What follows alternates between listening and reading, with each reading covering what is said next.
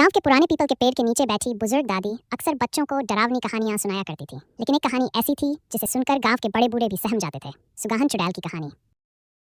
शुभा की शादी गांव में शुभा नाम की एक नवविवाहित लड़की थी। उसकी शादी बड़े धूमधाम से हुई थी और वह अपने पति रमेश के साथ बहुत खुश थी। लेकिन शादी के कुछ ही दिनों बाद गांव में एक अजीब घटना घटी। हर पूर्णिमा की रात कोई न कोई औरत रहस्यमय तरीके से गायब हो जाती थी। गांव के लोग डरने लगे, पर किसी को कुछ समझ नहीं आ रहा था।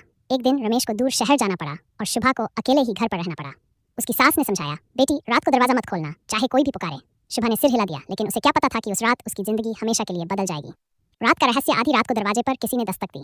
आवाज आई, शुभा दरवाजा खोलो, मैं तुम्हारी सहेली राधा हूँ। शुभा चौंक गई। राधा तो पास के गांव में रहती थी, वह इतनी रात का यहाँ कैसे आ सकती है? लेकिन आवाज जानी पहचानी थी, तो उसने धीरे धीरे दरवाजा खोल दिया। जैसे ही दरवाजा खुला, एक काली परछाई तेजी से अंदर घुसी। वह कोई और नहीं बल्कि सुगाहन चुड़ैल थी। उसका चेहरा जुर्रीदार था, लाल आंखें जल रही थी और लंबे नुकीले दांत बाहर निकले हुए थे। वह चुड़ैल सिर्फ उन्हीं नवविवाहित औरतों को निशाना बनाती थी जो अपने पति की लंबी उम्र की कामना करती थीं, क्योंकि वह खुद अपने पति की मौत के बाद चुड़ैल बन गई थी और अब हर सुहागन से उसकी मांग का सिंदूर छीनना चाहती थी। शुभा की सूझबूझ। शुभा ने तुरंत एक जलता हुआ दीपक उठा लिया और चुड़ैल के सामने कर दिया। आग देखकर चुड़ैल चीखने लगी और पीछे हटने लगी।